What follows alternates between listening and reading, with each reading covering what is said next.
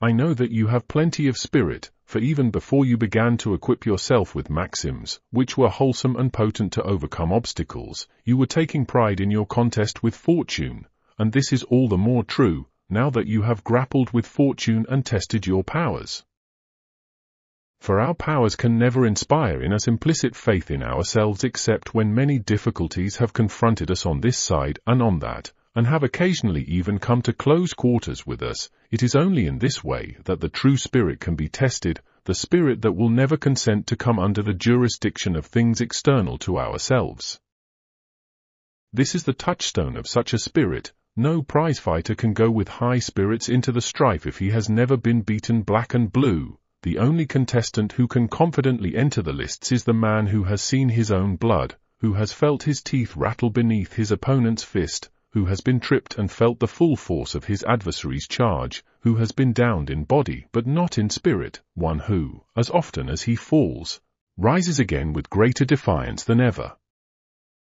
So then, to keep up my figure, fortune has often in the past got the upper hand of you, and yet you have not surrendered, but have leaped up and stood your ground still more eagerly, for manliness gains much strength by being challenged. Nevertheless, if you approve, allow me to offer some additional safeguards by which you may fortify yourself.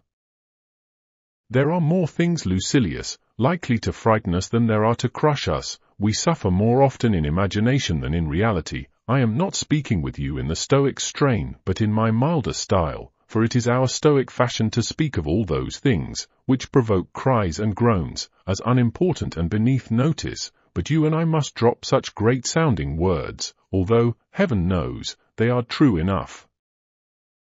What I advise you to do is, not to be unhappy before the crisis comes, since it may be that the dangers before which you paled as if they were threatening you, will never come upon you. They certainly have not yet come.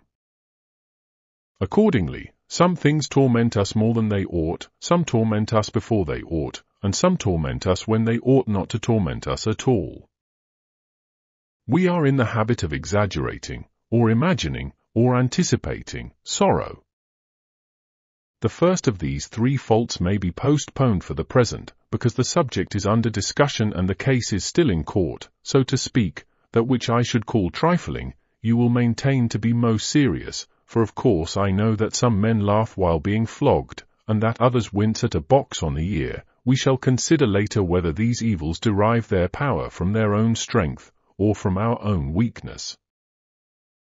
Do me the favor, when men surround you and try to talk you into believing that you are unhappy, to consider not what you hear, but what you yourself feel, and to take counsel with your feelings and question yourself independently, because you know your own affairs better than anyone else does. Ask, is there any reason why these people should condole with me? Why should they be worried or even fear some infection from me, as if troubles could be transmitted? Is there any evil involved, or is it a matter merely of ill report, rather than an evil? Put the question voluntarily to yourself. Am I tormented without sufficient reason? Am I morose? And do I convert what is not an evil into what is an evil? You may retort with the question, how am I to know whether my sufferings are real or imaginary? Here is the rule for such matters. We are tormented either by things present, or by things to come, or by both. As to things present, the decision is easy. Suppose that your person enjoys freedom and health, and that you do not suffer from any external injury. As to what may happen to it in the future, we shall see later on. Today there is nothing wrong with it.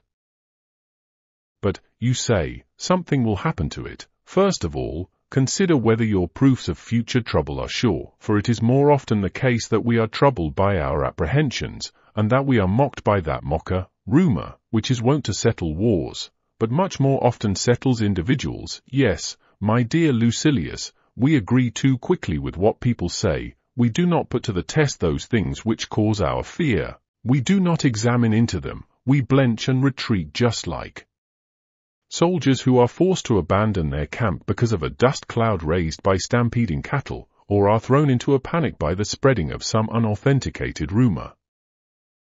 And somehow or other it is the idle report that disturbs us most, for truth has its own definite boundaries, but that which arises from uncertainty is delivered over to guesswork and the irresponsible license of a frightened mind. That is why no fear is so ruinous and so uncontrollable as panic fear, for other fears are groundless, but this fear is witless.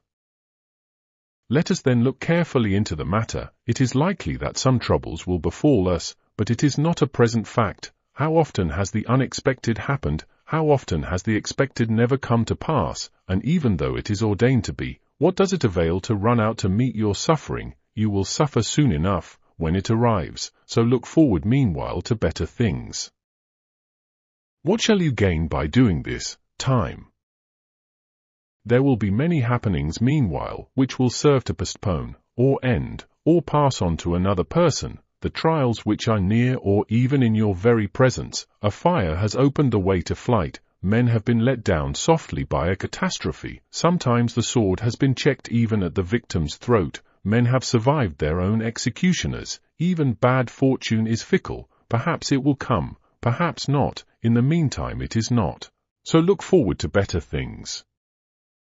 The mind at times fashions for itself false shapes of evil. When there are no signs that point to any evil, it twists into the worst construction some word of doubtful meaning, or it fancies some personal grudge to be more serious than it really is, considering not how angry the enemy is, but to what lengths he may go if he is angry. But life is not worth living, and there is no limit to our sorrows. If we indulge our fears to the greatest possible extent, in this matter, let prudence help you. And contend with a resolute spirit even when it is in plain sight. If you cannot do this, counter one weakness with another, and temper your fear with hope. There is nothing so certain among these objects of fear that it is not more certain, still that things we dread sink into nothing, and that things we hope for mock us. Accordingly, weigh carefully your hopes as well as your fears, and whenever all the elements are in doubt, decide in your own favor, believe what you prefer, and if fear wins a majority of the votes, incline in the other direction anyhow, and cease to harass your soul, reflecting continually that most mortals, even when no troubles are actually at hand or are certainly to be expected in the future, become excited and disquieted. No one calls a halt on himself when he begins to be urged ahead. Nor does he regulate his alarm according to the truth. No one says, the author of the story is a fool, and he who has believed it is a fool, as well as he who fabricated it. We let ourselves drift with every breeze, we are frightened at uncertainties, just as if they were certain, we observe no moderation. But I am ashamed either to admonish you sternly or to try to beguile you with such mild remedies. Let another say, perhaps the worst will not happen. You yourself must say, well, what if it does happen? Let us see who wins. Perhaps it happens for my best interests. It may be that such a death will shed credit upon my life. Socrates was ennobled by the hemlock draught. Wrench from Cato's hand his sword, the vindicator of liberty, and you deprive him of the greatest share of his glory. I am exhorting you far too long, since you need reminding rather than exhortation. The path on which I am leading you is not different from that on which your nature leads you. You were born to such conduct as I describe, hence there is all the more reason why you should increase and beautify the good that is in you.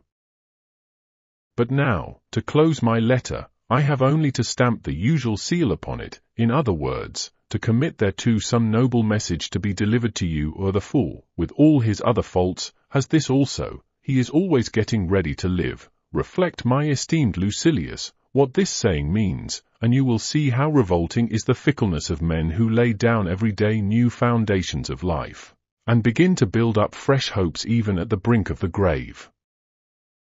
Look within your own mind for individual instances. You will think of old men who are preparing themselves at that very hour for a political career, or for travel, or for business, and what is baser than getting ready to live when you are already old? I should not name the author of this motto, except that it is somewhat unknown to fame and is not one of those popular sayings of Epicurus which I have allowed myself to praise and to appropriate.